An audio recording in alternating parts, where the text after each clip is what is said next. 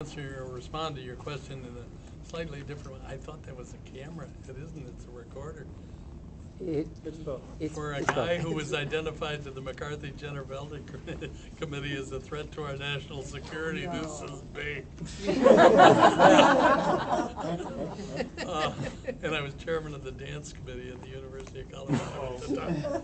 So you know what kind of a threat I was. I took a course in group dynamics. Jack Gibb. That was it. That was enough. That was it. John Bircher heard me give a talk. Anyway, if you trace the concept of break and why a group takes a break as it goes along, you can watch the history. Yes. We used to take a break because people had to go to the bathroom. Then we started taking break because people had to go out for a smoke. Yes, 7-minute break. That's what That's they right. took to this. Then we took a break because what? People had to make a telephone call. Exactly. Then we took a break and we were working with a group of Mike, and I couldn't believe it. Time for a break. Okay, Mike, we'll take a break. And everybody got up and pulled out their BlackBerry. Nobody left the room. And They somebody didn't go was to the talking bathroom, to they didn't take a smoke. the other person in the room on their BlackBerry, and nobody's leaving. And nobody left the room to go to the bathroom, to take a smoke. And I thought, what happened to the bathroom concept? We've got a different kind of a group here. And now, you don't even have to leave your chair. People are taking a break, going on. That's all you're on.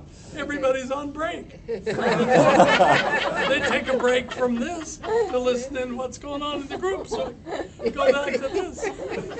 We have a lot of work. Life is a break. Time to break.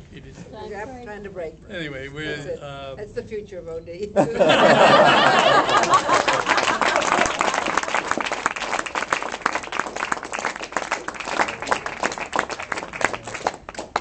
Thank you both for being gracious with your time, for sharing stories with us.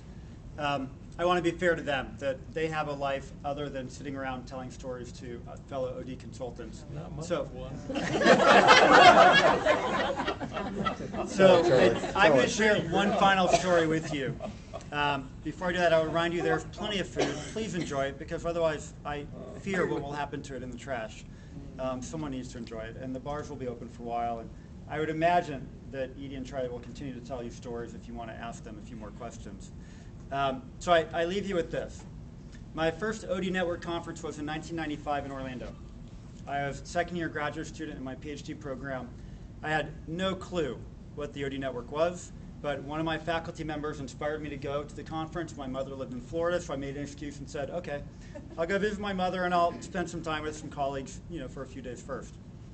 After 5 days of being a volunteer, not having any idea what the conference was all about, we reached this final closing ceremony in a grand ballroom, not unlike this one.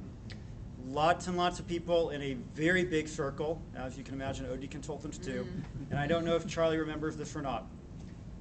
There was someone who decided that the final closing would be to create a family as a community.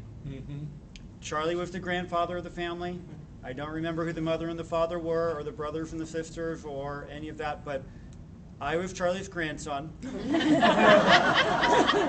And that was my entry into the field. So,